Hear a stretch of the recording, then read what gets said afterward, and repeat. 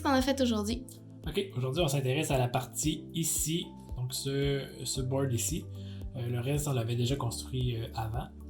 Qu'est-ce que c'est? C'est un programme counter. Donc dans le fond, ça compte des instructions quand on lui envoie un signal pour dire de compter.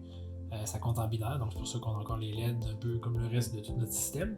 Je vais vous montrer. Vous allez voir ici les 4 petites LED, ça fonctionne comme tout le reste de droite à gauche.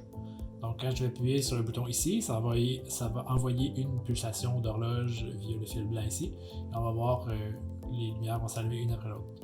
Donc là c'est 1, je compte à 1. Si j'envoie une autre pulsation, 2, donc 1, 0, 3, 4, 5, 6, 7, 8, et ainsi de suite. Donc là, ça serait 9, 10, 11, 12, 13, 14, 15.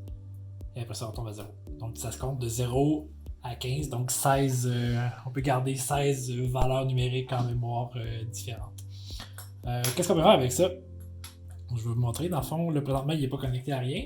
Mais si j'envoie la valeur, ce fil-là sert à envoyer la valeur du compteur sur le bus. Et je vais remettre l'horloge en mode automatique pour que ça continue de compter. Donc vous voyez ici, on a mis des LED de façon temporaire pour indiquer ce qui sortirait sur le bus normalement. Donc là, ce que ça ferait, c'est que ça enverrait la valeur du compteur sur le bus. Donc on peut arrêter de l'envoyer. On va mettre dans ce fil-là ici. Et on veut pas que ça compte toujours. Dans le fond, là, présentement, il est toujours en train de compter. Mais on a un dernier fil ici qui sert à dire au compteur « Active-toi ou désactive-toi ». Donc là, le compteur est activé, il compte à chaque pulsation d'horloge. Si je le mets ici, vous voyez ici la lumière continue de flasher, mais ici le compteur a arrêté de compter. Donc je pourrais le repartir comme ça. Il va continuer de compter la valeur où il était rendu. Je pourrais la réarrêter. Un dernier fil ici qu'on ne servira pas pour le moment, mais ce que ça sert dans le fond, ça s'appelle pour faire un jump. Donc dans le fond, si on est à une valeur, un chiffre X, et on veut se rendre à un chiffre Y, donc on veut pas compter, mais genre se rendre directement à un chiffre, on pourrait activer ce signal-là, et après ça, on pourrait lire du bus une valeur qui serait mise dans le compteur.